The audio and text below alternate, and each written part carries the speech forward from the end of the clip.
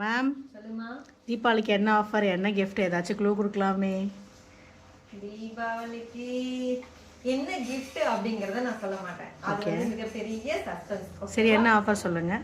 என்ன ஆஃபர்னா எப்பயுமே என்னோட கஸ்டமருக்கு பிடிச்ச மாதிரியான ஆஃபர் தான். Free shipping. ஆமா, அது வந்து தமிழ்நாடு மட்டும் கிடையாது, all over India free shipping. ஓகேவா? ஏன்னா எல்லாருமே வந்து அன்னைக்கு வந்து ரொம்ப ஜாலியா என்ஜாய் பண்ணணும் அப்படின்னு நினைச்சிட்டு இருப்பாங்க. ஸோ நம்ம கொடுக்குற ஆஃபரும் அவங்க எல்லாருமே வந்து யூஸ் பண்ணிக்கணும் அப்படிங்கிறதுக்காக all over India free shipping.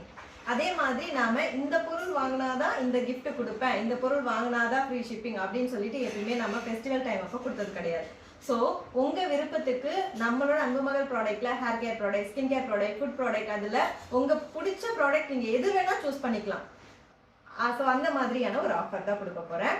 அப்புறம் டேட் பார்த்தீங்கன்னா 8ஆம் தேதியிலேருந்து 13ஆம் தேதிக்குள்ள அந்த ஆஃபர் டைம் வந்து முடிஞ்சிடும். ஸோ அதுக்குள்ள கடகடன்னு வந்து நீங்க புக் பண்ணிட்டீங்கன்னா அந்த கிஃப்ட் உங்க வீடு தேடி வந்துடும். அந்த கிஃப்ட் என்னங்கிறது தான் சஸ்பென்ஸா வச்சுக்கலாம். ஓகேவா? Okay ma'am. ஓகே, இந்த க்ளூ வரைக்கும் போதும்னு நினைக்கிறேன். தீபாவளிக்கு நீங்க யூஸ் பண்ற மாதிரி ஒரு கிஃப்ட் நான் சொல்லியிருக்கேன். அது என்னவா இருக்கும் நீங்க கெஸ் பண்ணிருந்தீங்கன்னா கமெண்ட்ஸ்ல சொல்லுங்க. எப்படியும் உங்க அம்மா அப்பா கொடுத்த மாதிரியான ஒரு கிஃப்டா தான் இருக்கும், அது மட்டும் நான் சொல்றேன். ஸோ எதுவா இருக்குன்னு சொல்லிட்டு கமெண்ட்ஸ்ல சொல்லுங்க. வெயிட் பண்ணிட்டே இருங்க. 8ஆம் தேதி வந்து ஆஃபர் அனௌன்ஸ் பண்ணிடலாம். இருப்பதை வைத்து இன்பமாக வாழலாம். தேங்க்யூ.